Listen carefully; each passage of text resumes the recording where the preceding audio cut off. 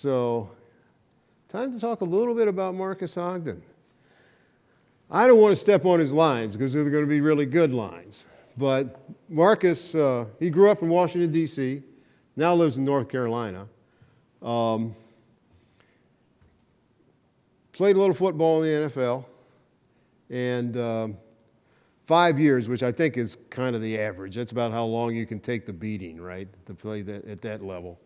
And his brother actually is in the Hall of Fame, right, Jonathan?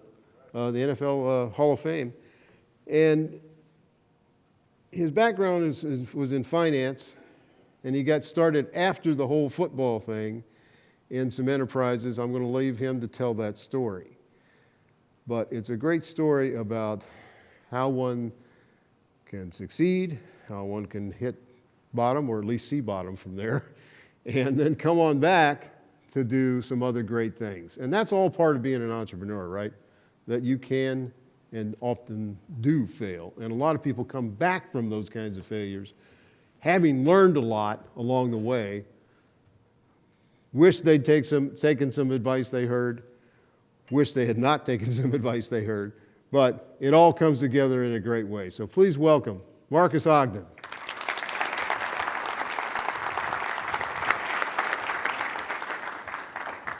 All right, sir. Thank you so much, Thank you. man. Absolutely. Good morning. How's everybody? Good. My name is Marques Ogden. I'm originally from Washington, D.C. I currently live now in Raleigh, North Carolina. I am going to talk to you about the foundation of a successful entrepreneur. I tell everybody all the time, the National Football League, you got to be an entrepreneur. You're working to impress other people to drive up stock. I did that. I got into construction, went from $0 to an 8-figure-a-year business in less than 6 years. Had massive success. Lost it all in less than 90 days. Everything. Then I rebounded, and today I have a successful business built off of diversity, inclusion, and a winning culture. So I'm going to share with you some things about my journey that if you put into your own life for your own action steps can help you have massive success. Not only have it, maintain it. Because I had massive success, but then I lost it all because I became arrogant, complacent, I turned into a boss and not a good leader. Plain and simple. Resilience, the ability to overcome any adversity as you pursue success. I had a chance to walk around Madison downtown yesterday, went to the Capitol building, saw some great things, great sights, great people in this town. And I thought to myself, what if I had quit speaking when for 2.5 years I didn't get one paid job? There were so many times I wanted to throw the towel in and just quit because it was frustrating. I didn't get a phone call back, or if I got a phone call back, it was always no. Marques, you don't have a good story. Marques, you're a football player. You don't know how to speak. Get off my line. How many of you all have gone through your journey and people have told you no? Everybody in this room. And it's frustrating, isn't it? It's upsetting. It's like, man, why don't you let me tell you how I can help you? But at the end of the day, you can't make someone hire you if they don't want to. So resilience has to play a major part of being a successful entrepreneur. If you don't have resilience, ladies and gentlemen, do not embark on this journey. I promise you, because you will be told no. But I had to learn, so resilience is the number one biggest thing you must have to be an entrepreneur who becomes successful. Diversity, bringing together people from different ethnicities, races, and cultures to work together as one team or unit. When I built my construction business in the beginning, we had great diversity, great inclusion. When the company started to fall, I maintained the diversity, but I lost the inclusion. You couldn't tell me anything. Today with my business, my 4 main people I work with, including myself, African-American male, Caucasian female, Lebanese male, Middle Eastern male. We are 4 people from 4 different walks of life. but we work together as one team, one unit, and we are driving success in the industry. But we also respect each other, which is what this is going to talk about. Inclusion, creating a psychologically safe environment for employees to express themselves. Who heard of Steve Jobs? Steve Jobs said his primary job at Apple was not to be the CEO. That was easy. His primary job was to make the other top-level executives that reported to him feel they could chat together and have a safe environment to talk. Ladies and gentlemen, if you're building a business, a massive empire, you cannot do it by yourself. We all have to have what? People around us and build a team.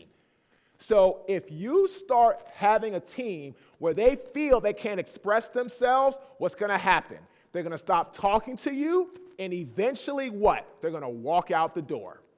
That's exactly how my first business, my construction company, started to crumble because my best people started to leave the building. So understand, inclusion is a massive part of keeping a thriving business. Plain and simple, you have to first believe it before you see it. If you don't believe in yourself, you will never get to where you're trying to go.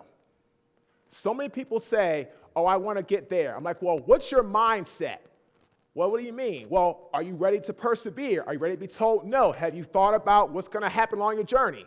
No, I don't really believe it yet. Well, how can you actually see something if you don't believe it? So just like me for speaking, I had to believe I could be on stage to then see it. So in your business, you must believe what you are doing is going to get not just value for you, but for your client base that you're talking to or trying to work with. So now I'm going to tell you my personal story. I tell people all the time, when you're a speaker trying to inspire others, if you don't share your story, then people really have no idea why they should listen to you to help them in their life. So I'm going to share with you my story. So this is me in the middle, my brother who was and still is 6'9", and our father, Cheryl Phillip Ogden. My brother was 6'9" in the 8th grade. He was 6'9", 360 pounds, bigger than any offensive lineman in the NFL. Why I had this picture, ladies and gentlemen, we were raised by a single father. Our dad raised us by himself. My parents divorced when I was 8, my brother was 14. The only thing my father wanted was to have his 2 sons be raised with him. And my father was a diversity champion. He worked for a company called the Federal Home Loans Bank of New York in their DC office, and he hired everyone from across the globe. Women, men, Ethiopian, African American, Asian. He didn't care. He only cared about getting people to the table to do the job. This was in the early 80s. He was hiring women like they were the equals that they are all the time. And he said, you all deserve to be making the same salary as a male. So if you can do the job, I'll hire you. And that's what my father was built off of. Inclusion, diversity, a champion. So he is my shining star. After I played high school football, I thought my career was over. I got one scholarship offer to go play football. Howard University. Went to Howard University in Washington, D.C. I was talking to Steve Lyons earlier yesterday at lunch. I said, Steve, I never want to be an NFL athlete. Never. My goal, my desire was to be an investment banker. My father worked on Wall Street, worked in New York for that company. He worked in downtown D.C. So I wanted to follow his footsteps. Got to college, had a 5-year scholarship, was a starting offensive lineman. I did what I had to do, and I included my coaches, my teammates, and I worked hard, and then I got drafted into the National Football League in 2003. And I was drafted by this gentleman, Mr. Jack Del Rio, who was my first coach in the National Football League. Why I have him up here, Jack was a champion of bringing people together to get a common goal done. And that is what diversity is. That's what inclusion is. Jack told us when I was a rookie, when you leave the game of football, you better be your own CEO to help you drive and continue to have success when your careers are over. The football players who have that mentality and mindset do well. The ones who can't adjust, which is kind of what I went through, they do well for a short time, then they have a struggle. So again, I learned from people like Jack how to conduct myself. And a lot of things that I went through, if I had listened to him a little bit more, deeply and let his words sink into me, I might not have gone bankrupt when in 2013. This image is of me leaving the game of football. I struggled with transition. I struggled what to do next. I said, what can I do? I really didn't have a plan. So what I did was I ended up deciding to start a construction company. Our construction company was started in 2008 when the market tanked. What we did, that's my business partner on the right, who was 41 years my elder, who was Jewish. We came together, we ended up starting a business that was built off of diversity, inclusion, and fairness. We hired people who could do the job. We brought together a culture where people could talk and do things and work together. And that's why the company went from $0 to $500,000 to then to $3 million and then to $8 million. By year 4, we had broke $10 million, and to year 5, doing almost $15 million of revenue. Ladies and gentlemen, it doesn't matter what type of business you run. If you work on having people around you that are diverse, that you allow to share themselves, that have the credentials to do so, and you keep that environment, you can then grow a business. And that's what we did. We had massive success. The problem that arises is once I started becoming successful, I again became arrogant. I became complacent. You couldn't tell me anything. So in 2012, we worked for Johns Hopkins Hospital in downtown Baltimore. The job site was going really well. Big $4.5 million project. Things were going great. I ended up having a snag on the job when the job site would not dry.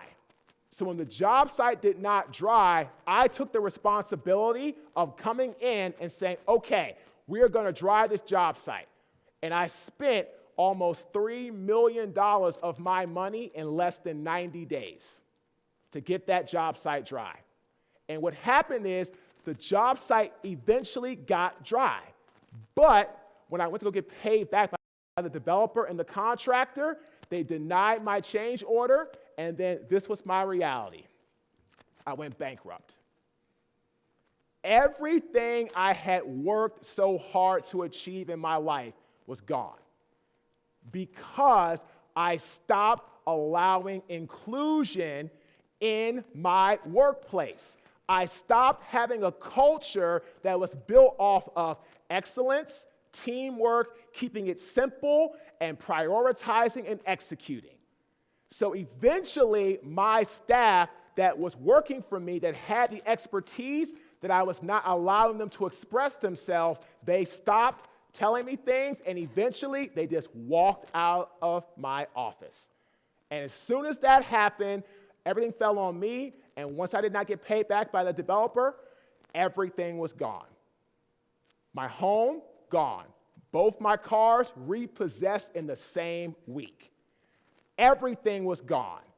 I had just met my wife 6 months earlier on Match.com, and to tell her that I had lost everything in less than 6 months when we met was some of the hardest things I ever had to do. And we ended up having to move from Baltimore down to North Carolina, and I ended up working a job with Merrill Lynch, and I ended up getting fired after about 2 months. Got a job the next day to a construction company, was fired 5 days later. I was fired 2 times in the same week. And I literally, ladies and gentlemen, was almost homeless. I was 1 week away from being homeless. My fiance was going to move in with her parents. I was looking at homeless shelters. So imagine that, to go from an NFL athlete to a successful entrepreneur to bankrupt and to almost homeless in that type of time period. And all because I stopped having a culture where people could what? Tell me things. I stopped listening to what and who? My trusted team that was paying their salary. Ladies and gentlemen, it's important for you, if you're going to have a team of people around you and you're paying them, listen to them. Allow them to have healthy dialogue. If you don't agree, that's okay too. But at least have the dialogue, at least have the conversation. And then you all can try to find a way to work together. That was my problem. If you didn't agree with me, I didn't want to hear it, and that's a bad leader who's more of a boss. A good leader will listen and allow dialogue. So please keep that in mind for your individual business. So after I got fired from 2 jobs in a week, the only job I could get was a janitor. I was a custodian. I made $8 an hour working the night shift. I coached football to kids during the day from 9 a.m. to about 6 p.m., couple-hour nap, worked from 10 p.m. till 4 a.m. for 6 months. People say, Marcus, how do you get a job as a janitor? You're a former NFL athlete. I said, dude, I got bills to pay. Like, I can't sit around and just let life keep me down and play the blame game. That's exactly what got me to that spot. I never took accountability for anything that went wrong with my business, my life. I always blamed somebody else. It was always somebody else's fault. Never mind.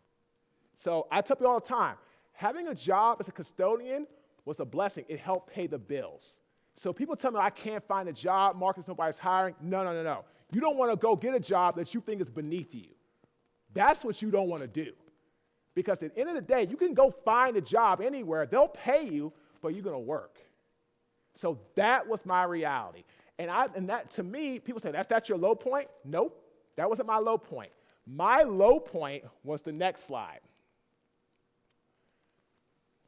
This is when I talked about my book helping me grow myself. But the low point I had before this was I ended up getting someone's spoiled milk, trash, on my bare skin at 4 o'clock in the morning, taking the trash out.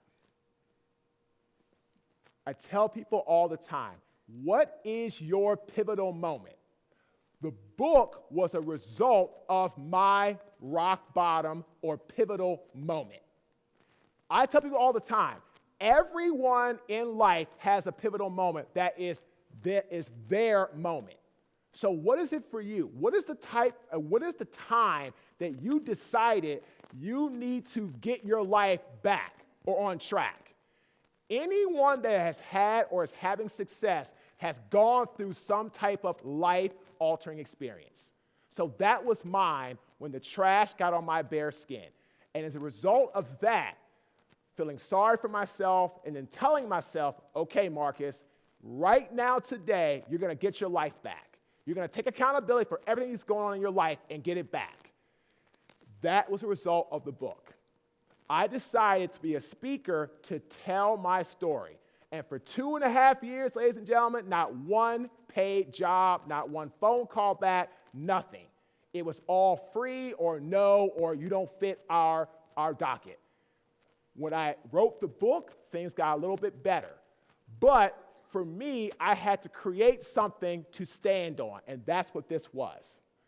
So as a result of the book, I started getting more speaking jobs. I started getting more opportunity. And this is me speaking for Home Depot in Atlanta in 2017 to their entire leadership team at their corporate headquarters. So I tell people, just because you go through something in life, what was your moment? What is your pivotal moment that you have said, man, if I don't make a change now, I'm not going to get where I want to go? This was mine, being a custodian who got someone's trash on his bare skin. As a result of that, I sat down, came home that morning and said, I want my life back. I want to build something to help others succeed. Wrote this book, struggled more, kept persevering, kept being resilient, and then eventually getting clients like Home Depot. So for you in your life, if you are struggling with something or have been through a struggle, that's part of the journey. Accept the fact you've been through the struggle, but here's the thing. Learn how to build something to get to you where you want to be. It's like I tell everybody all the time.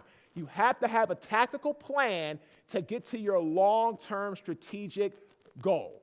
If you don't have a tactical plan of doing this on this day, this on this day, this week, it's going to be hard to get to a one-year goal or a three-year goal.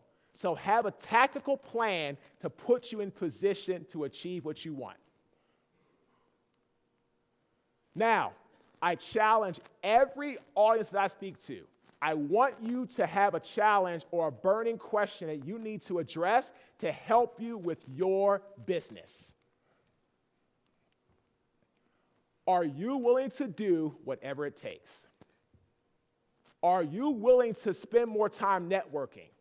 Are you willing to go the extra mile and meet with more people? Are you willing to actually have conversations and be vulnerable about what you've gone through as you're trying to engage people? Every one of you has a powerful story, but if you don't share it with people, it's never going to help you to help them.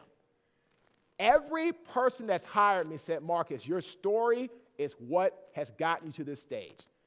But so many people in life, they are so afraid of what? People judging them. Ladies and gentlemen, people are going to judge you regardless of what you do. Regardless. You know, it doesn't matter. So why not at least share your story to help people that you might inspire that might become a client or that might help refer you to somebody else? But if you're going to spend the rest of your life always wondering, always feeling that people are going to judge you and what you've gone through, you're never going to get to your full potential. Never. So you have to start doing whatever it takes. And one of the first things you need to start doing is being more vulnerable and more open about what you've gone through to help get you to who you are and where you are in your life. Trust me, it works. You don't want to start telling everything, but you want to share the journeys you've gone through to help you to get to who you are today. It makes a huge difference with clients and your staff. Trust me. Resilient people. We're going to talk to you about being resilient. Every one of you in this room is an entrepreneur or has had something in life where you're trying to continue to build to have more success. So resilient people, number one, they have embrace a championship mindset. People are going to embrace what you have as a mindset. To me, mindset is built off of the ability to aggressively resolve problems. If you can aggressively resolve problems for clients, problems that happen at the office, it's going to help you create a mindset that's built off of a victory image. This one is so important because if you don't have a strong mindset, it's going to be really hard to push when you hear the words no. Number two, you have to have a relentless desire to achieve what you want. I was told no for 2.5 years straight, every job I went after. What desire do you have for your business? Who in here's business is maybe it's doing well, but not as well as you would like it to do. Okay? All right? Now, from the people that raised their hand, just think about this. If you have that desire to push and be relentless and continue to do what you're doing, you will get there. I was talking to somebody earlier today on LinkedIn. He said, Marcus, you put a post out that really inspired me. I'm 50 years old. I was let go from a job a year ago. I'm trying to start a business now of consulting, and I'm struggling to get clients. And I asked him, I said, well, do you have any type of content you're sharing with people that shows you're relentless? He said, no, I don't. He said, but that makes a good point. I should start doing that. I said, yes, because here's the thing. If you start showing through your content, through your interactions, that you have a relentless desire to achieve success, you're going to inspire people to what? Want to work with you. So you have to have that desire. Otherwise, people are going to say, well, if you're not having success and you're struggling and you're not pushing, then I don't know if you can help me. So relentless desire, it shows people that you can help them get their mindset back on track. And refuse to be fazed by rejection. I tell people all the time, no means next offer. You go make the next offer. You go and put yourself into a position to get what you want and to continue to not be fazed if you're told no. 3-step resiliency action plan. Believe in yourself. I said that earlier. If you don't believe in yourself, nothing else matters. Have a clear vision. I tell people all the time, you have to create 2 types of plans, a strategic plan and a tactical plan. The strategic plan is your 30,000 square foot view, your 1-year, 3-year, your 5-year goals.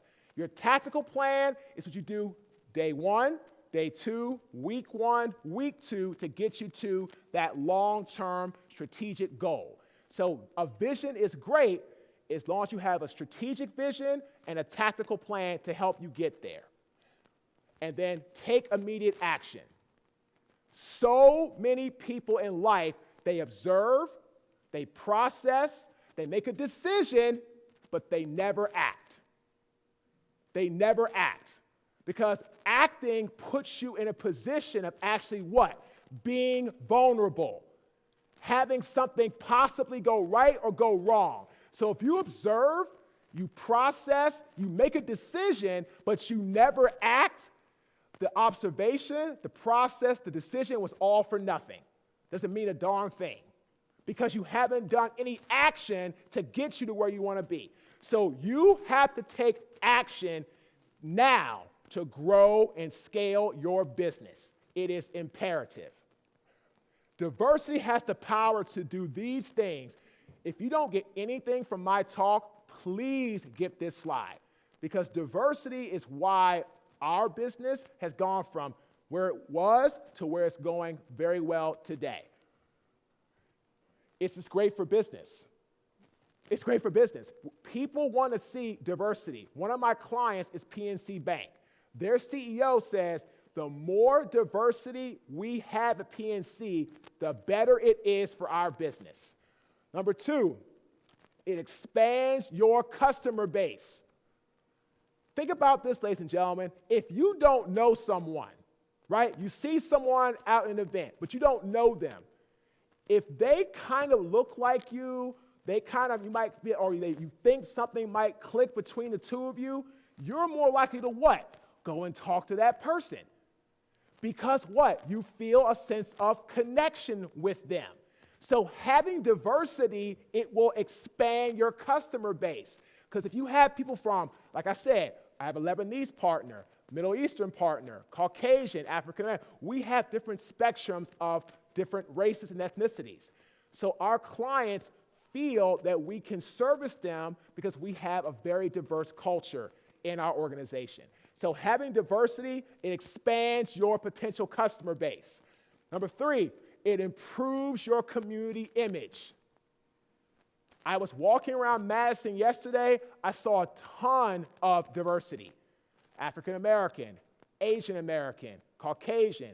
It was nice to see that because that tells me there's opportunity for business owners who bring in diversity to their business, because it is here in Madison and around the area. It expands your employee pool. It gives you more people to reach out to who can fit what you need for your business. So remember that. It is imperative that you remember it can expand your employee pool. And then at the end of the day, it strengthens your problem-solving abilities.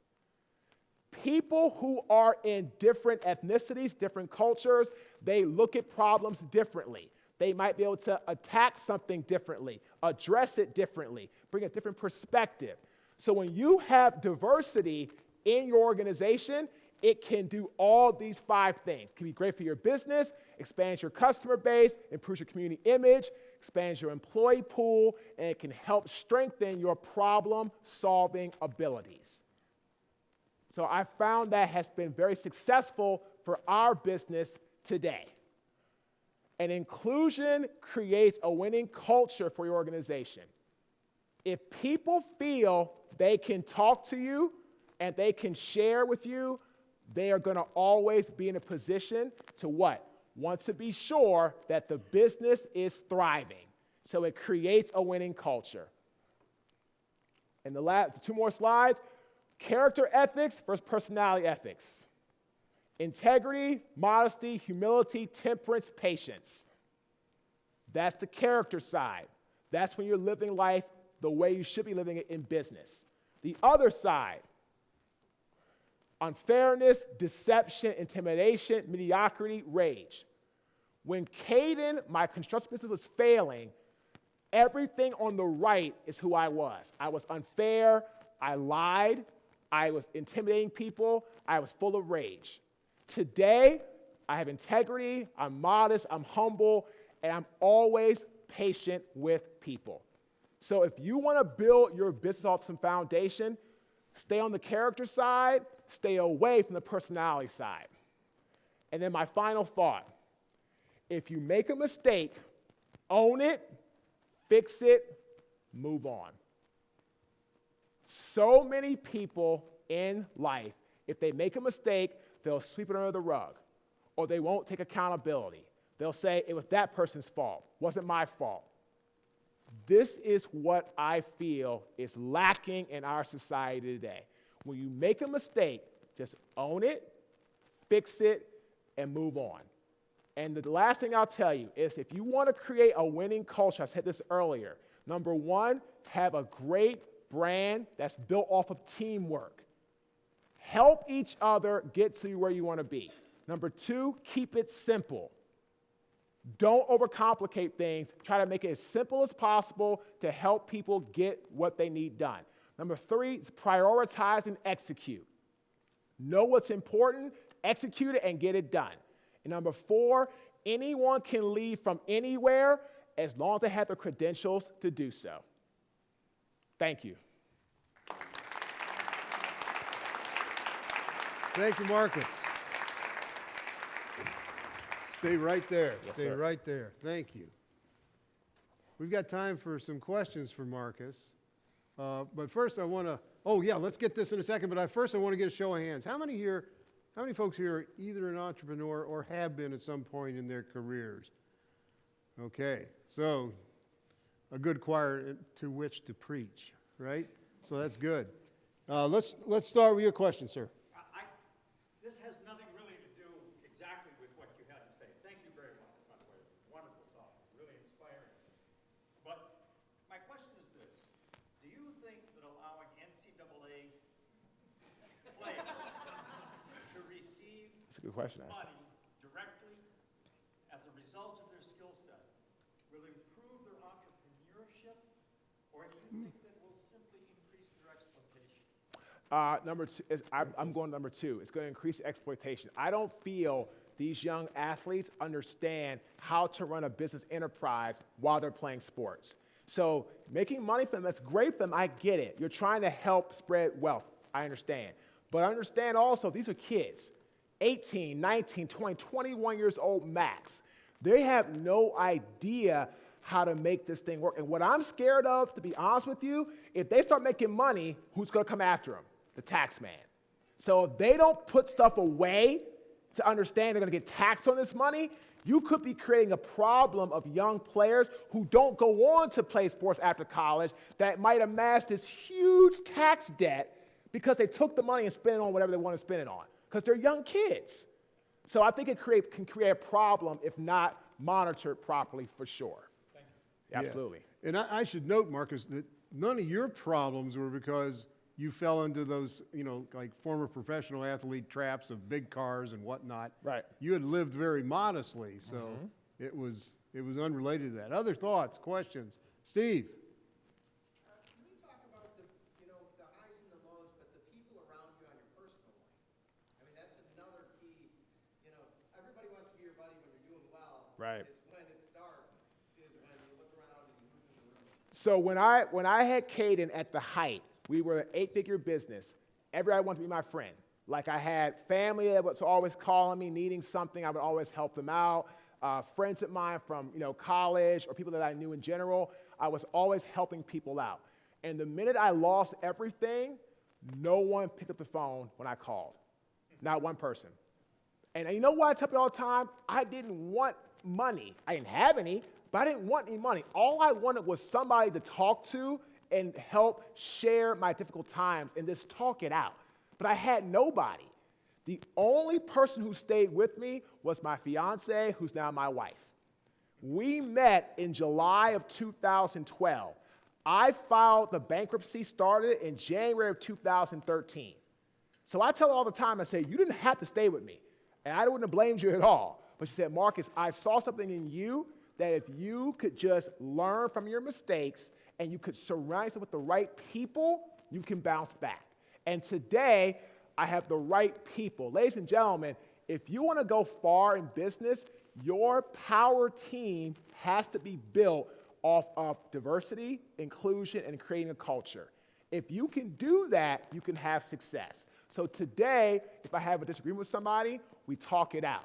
I don't yell or scream. I don't fight with anybody. We just have a dialogue, find a resolution, we move forward. So today, my people are much more, not just telling me what I need to hear, we're having dialogue and discussions to help achieve our tactical plans and our long-term vision. Oh, yeah, Kevin. You would seem to have two natural network constituencies between ex-NFL players, Howard alums. Were either of those networks that you considered reaching out to, or did you, or were they successful at all? I'm always very interested in the impact of the network. That's a great question. So when I was almost homeless, the National Football League Player Care Foundation paid 4 months of my bills to my creditors to help me not become homeless. So that's how I did not end up on the street. And then the job at Merrill Lynch, they also helped me get to move down to North Carolina. But after I was let go and then fired again twice in a week, at that time, that was kind of exhausted. Former players, a lot of us struggle with transition, so we don't have the ability to help other players for the most part. And then from a Howard alum standpoint, it wasn't like I was in Carolina, not DC, so it really didn't really kind of help me out. So I tell people all the time, I built my brand from this expanding an inner circle. I was coaching kids in football. I told people what I wanted to do. My first corporate speaking job was because one of my clients' fathers worked for NetApp, and he hired me. And that's how I started to expand. I tell people, when you want to start something, look at your inner circle and help you grow from there. Very good. Yeah, one more. Yes, sir. Yeah. I think a lot of leaders and entrepreneurs want to be inclusive and they want to draw on the team that they've assembled, but maybe they're not doing it and they don't realize the cues that they're missing out on that would tell them they're not doing it appropriately. What were some of the cues that you wish you would have picked up on during your first business venture in your construction? That's an excellent question, man. The cues I wish I picked up on is when my employees started taking a lot more vacation time during when it was winter time, right? When it wasn't like people, I'm gonna go here, I'm gonna go, they would start amassing that, just not showing up. People started coming to work about an hour to hour and a half late, right? And at the meetings, so we used to have a lot of dialogue. People would kind of sit back in their chair, take notes, but they wouldn't be giving me dialogue. And looking back on it, that was the beginning of the end for me. When my team started taking more time away from the office, they stopped sharing, they stopped dialoguing, and the email replies were getting short. Like, hey, let's talk about this, this, and this. Okay, and that was it. Like, I used to get like, okay, Marcus, well, we'll do this, and how about this? And it just got real short to the point. And that was it. And then people just start leaving, and then 90 days later, my friend, my doors were shut, and I had millions of dollars in my bank account before, and when I shut the doors, I got down to like $400 in my bank account. That's all I had left. That was it. But I wish I'd have picked up on those tips or those nuances at that time. It could have alerted me to start changing who I was before it was too late. But then by the time I realized it, it was way too late. All right. Marcus, thanks for sharing your story with us. Hopefully inspiring these folks, giving a few points that they can think of. And best of luck as you move ahead. Are you able to stick around the conference a little bit today? Sure. Yeah. Yeah. Well, good. Absolutely. Well, you'll have more chance to talk with Marcus as things move on. So thank you again, Marques Ogden. Thank you, sir. Very good.